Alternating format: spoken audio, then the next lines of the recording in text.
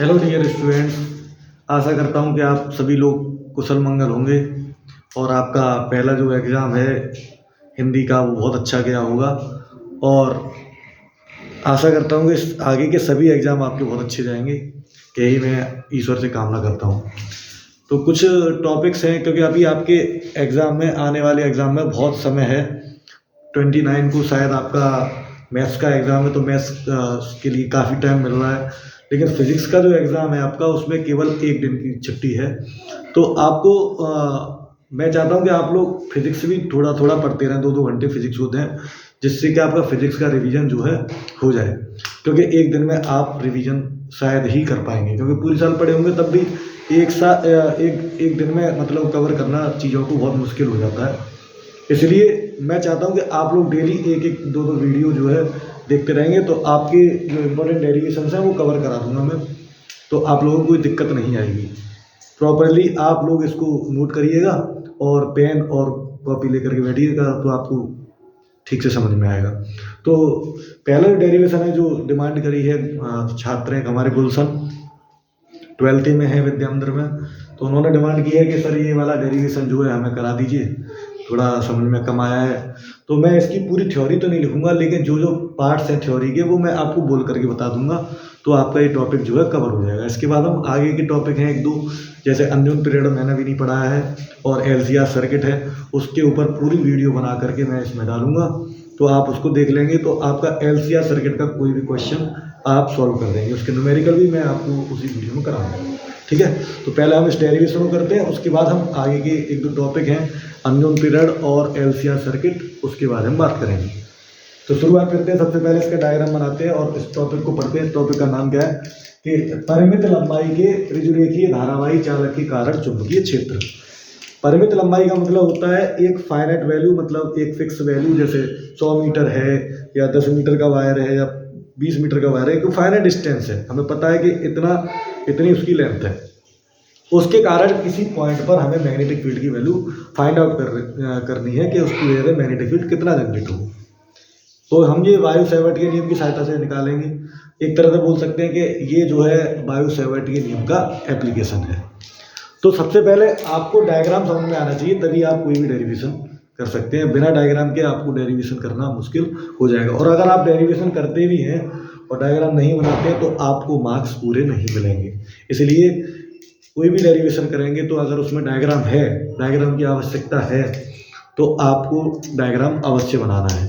Theory का इतना matter नहीं रहता है, थ्योरी इतना मैटर नहीं करती है कि आप लोगों को डायग्राम बना दिया तो डायग्राम में ही अगर सारी चीज़ें आप शो करेंगे तो थ्योरी से इतना फर्क नहीं पड़ेगा। एक दो पॉइंट्स अगर रह जाते हैं तो कोई इसमें दिक्कत वाली बात नहीं है, लेकिन आपका जो डायग्राम है वो ठीक होना चाहिए, और मैथमेटिकल टर्म्स जो भी यूज कर रहे हैं या मैथमेटिकल फॉर्मेशन है जो डेरिवेशन में, वो सब बिल्कुल ठीक होनी चाहिए, ठीक है। तो मैं आशा कर रहा हूँ आपको सबको ये वीडियो पसंद आएगा और ये टॉपिक भी ठीक से समझ में आएगा। मैं और भी बायो सेवर्ट की एप्लीकेशंस हैं वो भी कराऊंगा, जो छात्र डिमांड करेंगे मैं उस पर वीडियो बना करके आपको अभी डालता रहूँगा, क्योंकि अभी एग्जाम में, फिजिक्स के एग्जाम में काफ़ी टाइम है, तो मैं चाहता हूँ आप थोड़ा थोड़ा फिजिक्स का 2-2 घंटे 3-3 घंटे मैथ्स के एग्जाम में पढ़ते रहें, ठीक है। शुरुआत करते हैं। तो सबसे पहले हम इसका डायग्राम बनाएंगे कि डायग्राम इसका कैसा बनेगा। परिमित लंबाई का कोई चालक है, चालक मतलब कोई भी वायर ले सकते हैं आप चालक का। तो हमने मान लिया कि कोई एक वायर है जिसका नाम है ए बी, वायर है ए बी। अब ऐसा आपको रटना नहीं है कि मैंने ए बी ले लिया तो आपको ए बी, आप जो चाहे वो इसमें कर सकते हैं। तो ए बी एक वायर हमने ले लिया जो जिससे लंबवत दूरी पर, लंबवत दूरी मतलब इससे बिल्कुल परपेंडिकुलर डिस्टेंस पर कोई पॉइंट पी है, ठीक है। इसकी लेंथ हम मान के चल रहे हैं, वायर की लेंथ कितनी है, वायर है, मैं यहाँ पर मेंशन कर देता हूँ, वायर है ए बी, इसकी लेंथ कितनी है, स्मॉल है, ठीक।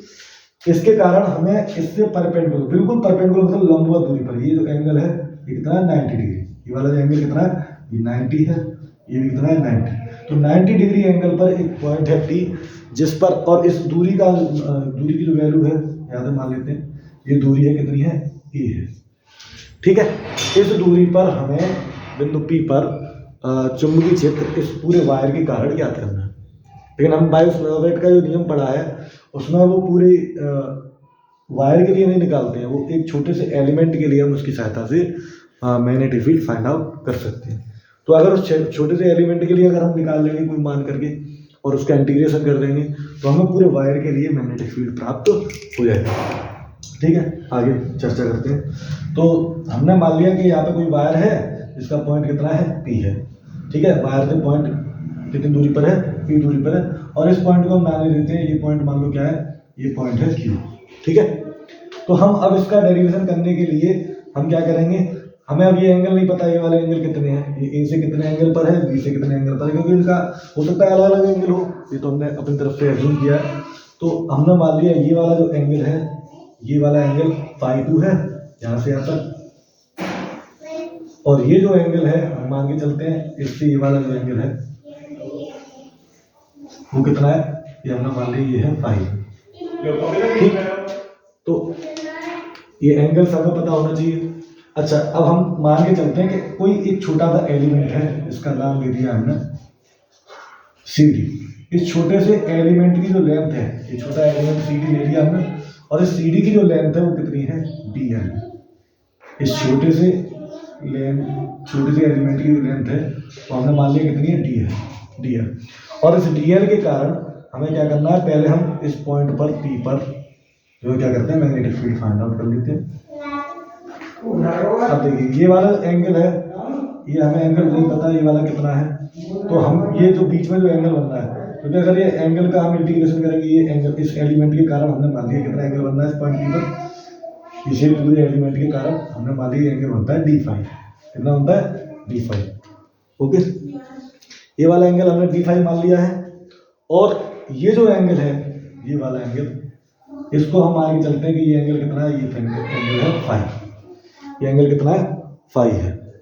ठीक, तो हम क्या करेंगे, अगर हम यहाँ से परपेंडिकुलर ड्रॉ करते हैं तो पहले तो आप ये सारी चीज़ें मतलब यहाँ पे नोट डाउन कर लेंगे, अभी मैं बताऊंगा कैसे हमें नोट करना है इसको, कि कौन सी वैल्यू क्या है, ये सब हम यहाँ पे नोट कर लेंगे। तो CD की जो वैल्यू ली है हमने कितनी ली है, DL ली है। ओके, CD की वैल्यू DL है, और हम मान के चलते हैं ये वाला जो एंगल है इस वायर के कारण इस पॉइंट पर जो बन रहा है, ये एंगल बनता है थीटा। कितना बनता है, थीटा। अब ये वाली डिस्टेंस और ये वाली डिस्टेंस बिल्कुल डिफरेंट होगी, सभी लोग जानते हैं ज्योमेट्री। तो अब हमें इन दोनों डिस्टेंस को अगर इक्वल कर लें तो हमें D5 की वैल्यू फाइंड आउट हो जाएगी। ठीक है, angle equal to arc upon radius अगर हम लगा देंगे तो हम इसको अगर परपेंडिकुलर डाल दें तो एक तरह से रेडियस हो जाएगी, जैसे सर्कल की रेडियस होती है सेम वही डिस्टेंस हो जाएगी। तो ये हमने परपेंडिकुलर ड्रॉ कर दिया D। ठीक है, तो अब इन ट्रायंगल, आप इस ट्रायंगल में वैल्यू ये फाइंड आउट कर सकते हैं D की कितनी होगी। तो पहले हम ये निकालते हैं कि इस एलिमेंट CD के कारण बिंदु P पर कितना मैग्नेटिक फील्ड होगा। तो वो किससे निकालेंगे, बायो-सैवर्ट के नियम से। बायो-सैवर्ट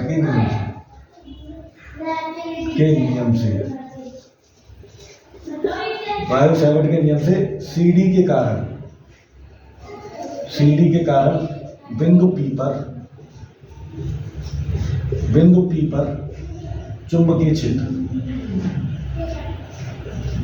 क्षेत्र। अब चूंकि हमने ये वाला छोटा सा एलिमेंट लिया CD, तो बायो-सैवर्ट के नियम से अब ये दूरी भी हमें माननी पड़ेगी कितनी दूरी है। तो हम मान के चलते हैं यहाँ से जो डिस्टेंस है ये वाली, ये स्मॉल r है। ठीक, तो स्मॉल r डिस्टेंस की वजह से हमें बिंदु P पर क्या निकालना है, मैग्नेटिक फील्ड फाइंड आउट करना है। तो वो कितना हो जाएगा, सभी ने फॉर्मूला पढ़ा होगा। फॉर्मूला क्या होता है इसका, dV = μ0/4π I/dl। हम मान के चलते हैं उसमें धारा कितनी प्रवाहित हो रही है, I। धारा प्रवाहित हो रही है कितनी, I। तो ये हो जाएगा I/dl, और एंगल कितना बनना है, थीटा, तो sin theta divided by r²। तो ये छोटे से एलिमेंट की वजह से हमें क्या पता चल गया कि इतना मैग्नेटिक फील्ड होगा। आप सब लोग सबसे पहले इसको नोट कर लेंगे जिससे कि आगे ये डेरिवेशन आपको समझ में आ जाए। ठीक है, तो अब ये r डिस्टेंस पर अभी हमें मैग्नेटिक फील्ड फाइंड आउट हुआ है किसी वजह से, CD जो एलिमेंट है उसकी वजह से। लेकिन हमें फाइंड आउट किसी वजह से करना है, A डिस्टेंस पर इस AB वायर की वजह से। तो इसके लिए हमें क्या करना पड़ेगा, इस पूरे का इंटीग्रेशन करना पड़ेगा। अब इंटीग्रेशन कहाँ से करना पड़ेगा, ये जो एंगल है -5, अब ये इस एक्सिस के नीचे वाला जो एंगल होगा वो माइनस में लेंगे। सभी ने पढ़ा हुआ है कि ऊपर जो एक्सिस होती है उसको प्लस में लेते हैं, और नीचे जो एक्सिस होती है उसको माइनस में लेते हैं। तो अगर ऊपर का एंगल आप प्लस में लेंगे तो नीचे का आपको माइनस में लेना पड़ेगा एक्सिस के नीचे। तो -φ1 से φ2 तक अगर हम इंटीग्रेशन कर देंगे तो हमें पूरे वायर की वजह से मैग्नेटिक फील्ड फाइंड आउट हो जाएगा। लेकिन अब इंटीग्रेशन हम जब तो करेंगे जब जो है यहाँ जो एंगल की जो टर्म है डी फाई की टर्म में ही हम क्या करें, ये वाला एंगल अगर हमें पता लग जाए डी फाई, तो डी फाई के लिए ही तो हम इंटीग्रेशन करेंगे। तो यहाँ डी फाई तो आ नहीं रहा है, तो हमें पहले इसको डी फाई के फॉर्म में कन्वर्ट करना पड़ेगा। ओके, तो अब पहले हम वो चीज़ें नोट करते हैं जो उसमें दे रखी है। तो क्या क्या दे रखा है देखिए, सबसे पहले तो यहाँ जो वैल्यू दे रखी है, एक मिनट जरा थोड़ा डिस्टर्बेंस हो रहा है, मैं थोड़ा शांत कर रहा हूँ।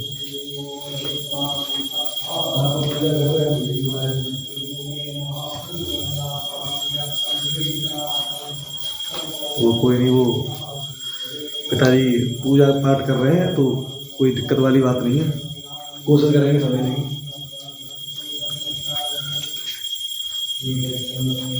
तो देखिए हमें क्या क्या वैल्यू दे रखी है यहाँ पर।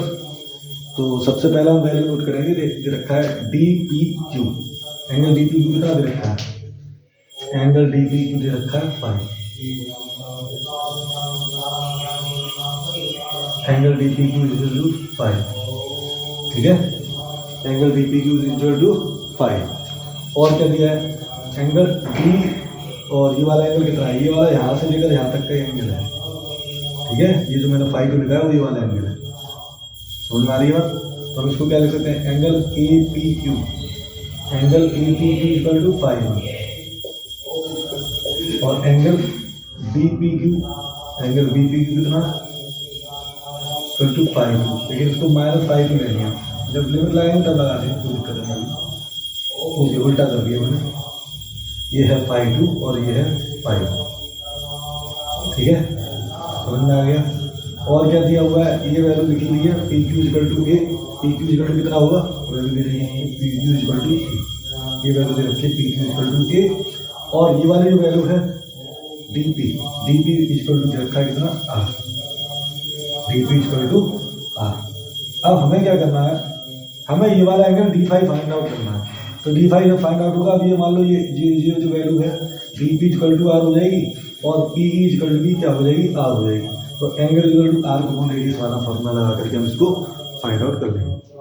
आप लोग पहले इसको नोट कर लीजिए, अब देखते हैं क्या क्या दे रहे हैं।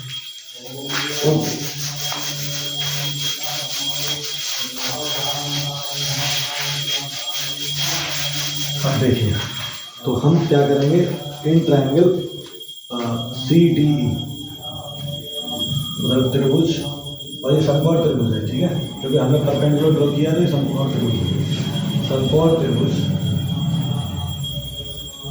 सी डी ई में, समकोण त्रिभुज सी डी ई में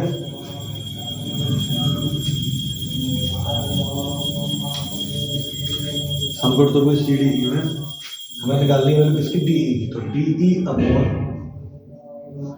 ई अपॉन डी पी, सॉरी मैं कहाँ पहुँच गया, ये वाला ट्रायंगल लेना है, C D E upon C D. तो कोण के सामने की जो भुजा होगी ये क्या हो जाएगी, लंब हो जाएगी, तो लंब बटे, और ये जो भुजा होगी ये क्या हो जाएगा, कर्ण हो जाएगा, तो लंब बटे कर्ण होता है साइन थीटा। ओके, समझ में आ रहा सबको। तो लंब बटे कर्ण होता है साइन थीटा, तो इसलिए डी ई इक्वल टू कितना आ जाएगा, डी ई इक्वल टू आ जाएगा सी डी साइन थीटा, और डी ई की जो वैल्यू आ जाएगी वो आ जाएगी D E equal to D L sine theta. सभी को समझ में आ गया होगा, डी की वैल्यू सबको समझ में आ गई, ठीक। तो अब ये फॉर्मूला तो हमारे पास है ही, आप लोग नोट कर लेना, समीकरण नंबर 1 है, इसमें हम वैल्यू नोट करेंगे, लेकिन उससे पहले हम क्या करेंगे, और भी चीज़ें सॉल्व करते हैं इसमें। D equal to D L sine theta, अभी भी ये जो है फाई के टर्म में नहीं आया है, ठीक है। तो अब हम इसको फाई के टर्म में कैसे लाएंगे, देखो हमें क्या करना होगा, ये वाला एंगल दोबारा देखना होगा, ट्रायंगल डी ई पी में कौन सा फॉर्मूला लगाएंगे, क्योंकि अभी आर्क की तरह बिहेव कर रहा है, जस्ट लाइक एन आर्क, मतलब एक आर्क की तरह, ये बहुत छोटा एलिमेंट है, तो आर्क और ये एलिमेंट की जो लेंथ है ये वाली लगभग इक्वल होगी, तो हम इसको आर्क मान सकते हैं, चाप मान सकते हैं। और आपने फॉर्मूला पढ़ा होगा, कोण बराबर चाप बटे त्रिज्या, आर्क मतलब चाप, कोण बराबर चाप बटे त्रिज्या, ठीक है। कोण बराबर 4 बटे त्रिज्या। तो अभी कितना आ जाएगा, कोण जो हमने लिया है इसमें कितना है d5, तो d5 इज इक्वल टू आ जाएगा चाप, चाप की वैल्यू कितनी है de अपॉन त्रिज्या कितनी है, त्रिज्या है हमने मानी है r, तो ये कितना हो गया d5 is equal to de upon r। तो यहाँ से हम अगर वैल्यू देखें तो d5 इज इक्वल टू कितना आ जाएगा de, r d5 equal to de। तो अब आप de की जगह r d5 रख सकते हैं, तो यहाँ से हम d की जगह r d5 रखेंगे तो ये हो जाएगा r d5 is equal to d, तो d की वैल्यू कितनी है dl sin theta, dl sin theta is equal to आ गया, या आप बोल सकते हैं r d5 is equal to आ गया dl sin theta. I think सबको समझ में आ गया होगा, आप लोग इसको भी नोट कर लीजिए। अब देखिए, आप किसी भी डेरिवेशन को अगर एंगल स्टेप बाय स्टेप करेंगे तो वो डेरिवेशन बहुत सिंपल लगेगा, कितना भी बड़ा डेरिवेशन। तो हमने सबसे पहले इस डायग्राम को बनाया, इसकी थ्योरी लिख लेंगे एग्जाम में अगर आती है तो। थ्योरी में कुछ नहीं करना है आपको, मान ऐसे लिखना है, माना एक चालक तार ए बी है जिसकी लंबाई स्मॉल एल है, जिससे लंबवत दूरी स्मॉल ए पर कोई बिंदु पी है जिस पर हमें चुंबकीय क्षेत्र बायो-सैवर्ट के नियम की सहायता से ज्ञात करना है। बस बाकी इसके आगे की चीज़ें लिख देंगे। माना इसमें छोटा अवयव एक सी डी है जिसकी लेंथ डी एल है, जिससे स्मॉल आर दूरी पर स्थित बिंदु पी है। तो इस तरह से आप ये सारी बातें इसमें अपनी तरफ से लिख सकते हैं, कोई इसमें बहुत कठिन काम नहीं है। जो डायग्राम में दिया हुआ है वो सारी बातें आपको लिखनी होती है। वैसे तो मैंने आपको प्रॉपर लिखवाया हुआ है, आप उसको देख लेंगे वीडियो देखने के बाद तो आपको ये याद हो जाएगा, 1-2 बार लिखेंगे याद हो जाएगा। ओके, अब देखते हैं अब हमें क्या निकालना है। dl sin थीटा की वैल्यू हमें पता लग गई, ठीक है। dl sin theta equal to कितना है, dl sin theta equal to r d5। तो समीकरण 1 से, समीकरण 1 क्या था हमारा, समीकरण 1 से समीकरण 1 था dv equal to mu 0/4 pi I dl sin theta upon r square. तो वहाँ पे हम क्या करेंगे, वैल्यू लगा देंगे, ठीक है। तो ये हो जाएगा, देखो dv is equal to mu 0/4 pi into dl sin theta की जगह आ जाएगा r d5 divided by r square, या आप बोल सकते हो इसको dv is equal to mu 0/4 pi R D. अब आर से एक पावर कैंसिल हो जाएगी तो ये आ जाएगा d5/r। अब ये आर भी हमें एलिमिनेट करना पड़ेगा क्योंकि हमें ए के टर्म में ये फॉर्मूला लेके आना है। तो आर कैसे एलिमिनेट होगा, इसके लिए हम दोबारा ट्रायंगल ले लेंगे, इसको आप इक्वेशन नंबर 2 मान सकते हैं। तो समकोण त्रिभुज इन राइट एंगल ट्रायंगल, समकोण त्रिभुज कौन सा है, DPQ, ठीक है। तो यहाँ हमें स्मॉल आर की वैल्यू निकालनी है, तो आर क्या हो गया, इसमें कर्ड हो गया, ये लंब है, लंब मतलब 90 डिग्री का एंगल है तो ये कर्ड हो गया, ठीक है। अब ये वाला कोण दे रखा है तो ये वाली वजह क्या हो जाएगी, आधार हो जाएगी। तो हमें वैल्यू किसकी निकालनी है, आर की। तो आर कैसे निकाल सकते हैं, PQ का है आधार बटे कर्ड जो होता है, कर्ड क्या है DP इज इक्वल टू हो गया cos phi, okay cos phi. तो ये PQ इज इक्वल टू कितना आ गया, हमें वैल्यू किसकी निकालनी है, आर की वैल्यू निकालनी है। तो ये हो जाएगा PQ की वैल्यू का A/R is equal to cos phi. तो यहाँ से अगर हम फाइंड आउट करेंगे, हमें वैल्यू किसकी निकालनी है, आर की निकालनी है, ठीक है। आर की निकाल लीजिए, 1/r बराबर निकाल लीजिए। तो 1/r कितना हो जाएगा, 1/r इज इक्वल टू हो जाएगा cos phi divided by a, okay. आप इसको ऐसे लिख सकते हैं, तो cos फाई अपॉन ए आ जाएगा 1/r। तो 1/r की जगह पे यहाँ पर हम cos फाई अपॉन ए रख देंगे, ठीक है। ओके, देखते हैं आगे। अब देखिए समीकरण 2 में 1/r की वैल्यू पुट करते हैं, तो ये क्या बन जाएगा, सभी लोग नोट करते रहिए, पेन और कॉपी लेके बैठिए तो आपको अच्छे समझ में आ जाएगा ये। तो अब इसकी वैल्यू रखेंगे तो ये क्या आ जाएगा, dv is equal to mu 0/4 पाई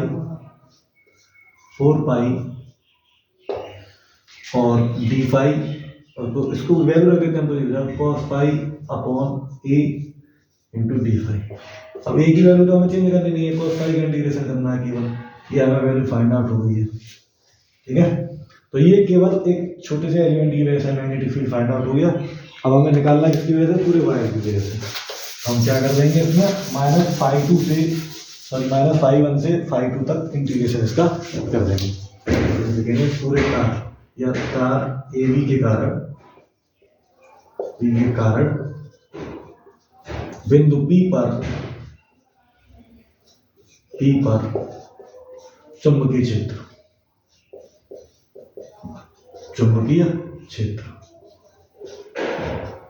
कितना हो जाएगा देखो। तो ये चुंबकीय क्षेत्र होगा B = इंटीग्रेशन -φ1 to φ2 और यहाँ पे हो जाएगा dV की वैल्यू रख देते हैं, हो जाएगा B = अब dV में देखो ये cos पाई की फाई की वैल्यू चेंज हो रही है, बाकी सब कांस्टेंट है। तो μ0/4π और A भी है, इसको ले जाएंगे बाहर 1/a और इंटीग्रेशन किसका हो जाएगा -φ1 से φ2 cos φ d φ।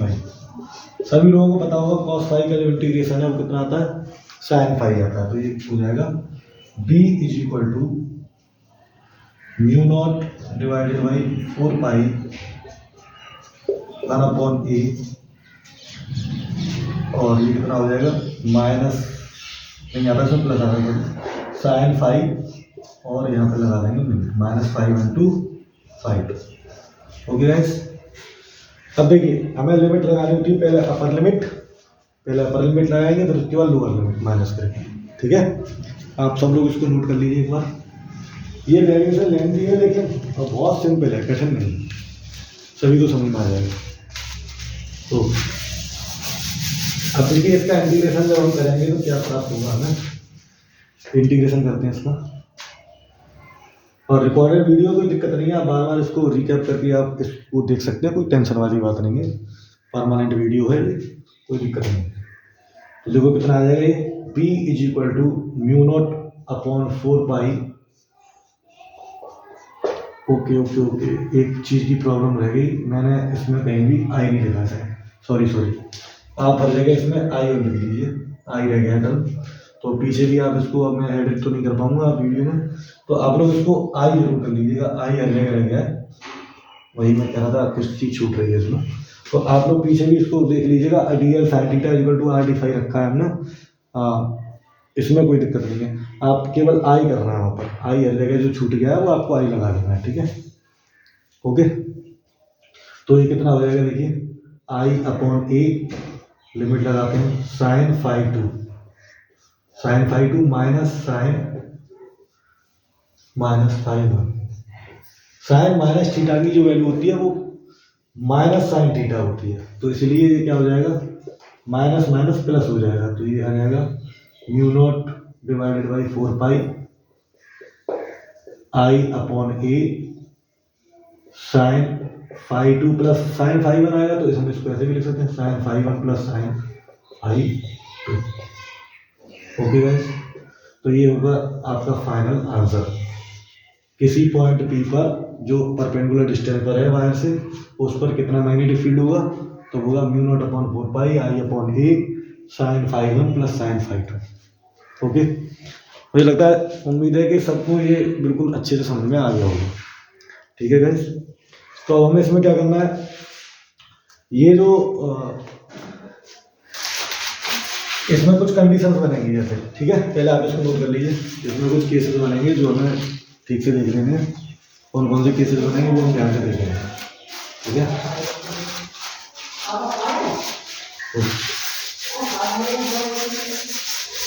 देखो क्या करना है, सबसे पहले हम केस 1 देखते हैं। तो केस 1 में मैं बोलता हूँ कि इसके जो दोनों एंड हैं, मतलब दोनों जो सिरे हैं A और B, एक तरह से बोला जाए कि मान लो कि तार जो है अनंत लंबाई का है ना, तो अनंत लंबाई के तार के कारण चुंबकीय क्षेत्र का फॉर्मूला भी यही होगा। तो हम मान के चलते हैं कि दोनों सिरे कहाँ पर हैं, इसके अनंत पर है। तो अनंत पर होंगे तो आप देख रहे हैं जैसे जैसे एंगल की वैल्यू बढ़ाते जाएंगे, तार की लंबाई बढ़ाते जाएंगे, एंगल की वैल्यू बढ़ती जाएगी। तो अनंत पे जाकर के एंगल कितना हो जाएगा, मैक्सिमम कितना हो सकता है 90, मतलब ये जो डिस्टेंस है इसके रेस्पेक्ट में कम होती रहेगी, तो ये एंगल क्या हो जाएगा 90 हो जाएगा, है ना। सिमिलरली ये एंगल भी क्या हो जाएगा, बी से भी एंगल 90 हो जाएगा। तो यदि दोनों सिरे अनंत पर हो, यदि दोनों सिरे अनंत पर हो, अनंत पर हो, ठीक है, दोनों सिरे कहाँ पर हो, अनंत पर हो। तो अनंत पर होंगे तो φ1 और φ2 दोनों की वैल्यू कितनी हो जाएगी 90, और दोनों की वैल्यू 90 होगी तो वैल्यू क्या आ जाएगी मैग्नेटिक फील्ड की, not upon 4 pi I upon a sine 90 plus sine 90। Okay, कितना हो गया, mu not upon 4 pi I upon a 1 plus 1, 2 आ जाएगा, तो इसका मतलब b इक्वल टू आ गया mu not upon 4 pi 2i upon a. आप ऐसे भी याद कर सकते हैं, इसको कोई दिक्कत नहीं, मतलब mu not upon 2 pi i upon a हो जाएगा। तो ये एक तरह से बोला है, तो अनंत लंबाई के तार के कारण मैग्नेटिक फील्ड उसका फॉर्मूला दिया है, ठीक है। उम्मीद करता हूँ कि सबको ये समझ में आ रहा होगा। अब इसमें एक केस और बन सकता है, इसमें हम बोलते हैं कि ये जो सिरा है बी, इसके पास में हो बिंदु P, लेकिन इससे ये ए सिरा जो हो वो अनंत पर हो, तब क्या कंडीशन बनेगी। या इसका उल्टा भी कह सकते हैं, वाइस वर्सा, जैसे मान लो एक सिरा अनंत पर हो और एक सिरा पास में हो, तब क्या फर्क पड़ेगा, ठीक है। जैसे बोला जाए सिरा ए, हाँ एक मिनट, एक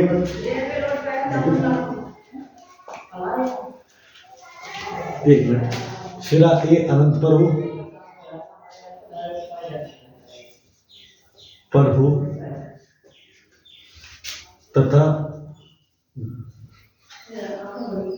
P बिंदु सिरे बी के पास हो, सिरे बी के निकट हो, ठीक है। मतलब समझ में आ रहा होगा आपको, मतलब सिरा ए तो अनंत पर है, तो φ2 जो होगा वो तो कितना हो जाएगा 90 हो जाएगा, ठीक, और φ1 जो होगा वो कितना हो जाएगा 0 हो जाएगा, क्योंकि ये इसके निकट है। मान लो ये पॉइंट P है, जो B जो है इसके पास में बिल्कुल P, और A जो है अनंत पर है, तो अनंत पर होगा तो ये 90 डिग्री एंगल हो जाएगा, ठीक है, समझ में आ रहा होगा। तो जब ये 0 हो जाएगा, ये 90 हो जाएगा, तब वैल्यू क्या होगी B की, ये केस सेकंड है, b equal to mu not upon 4 pi I upon a sine 0 plus sine 90। इसी का बिल्कुल उल्टा भी कर सकते हैं, कोई दिक्कत नहीं। अब साइन 90 की वैल्यू 1 होती है, साइन 0 की 0 होती है, तो ये b इक्वल टू आ जाएगा mu 0 upon 4 pi I upon a. मैं उम्मीद करता हूँ सबको ये डेरिवेशन बहुत अच्छे से समझ में आया होगा, और आप लोग इसको बार बार वीडियो को देखेंगे, एक दो बार देख लेंगे तो मुझे लगता है कि आप लोग इसको भूलेंगे नहीं, और ये डेरिवेशन आपका तैयार हो जाएगा। तो इस वीडियो में इतना ही। आगे का टॉपिक अननोन पीरियड, उस पर वीडियो बनाऊंगा मैं, और उससे अगली वीडियो जो बनाऊंगा वो एलसीआर सर्किट का पूरा जो चैप्टर है वो एक ही वीडियो में आपको कवर कराऊंगा, और उसके न्यूमेरिकल भी। वो वीडियो थोड़ी लंबी होगी, आप लोग 1-1.5 घंटे का समय दीजिएगा, तो आपका वो चैप्टर एकदम क्रिस्टल क्लियर हो जाएगा। Okay, students, all the best for your next exam. Okay, thank you.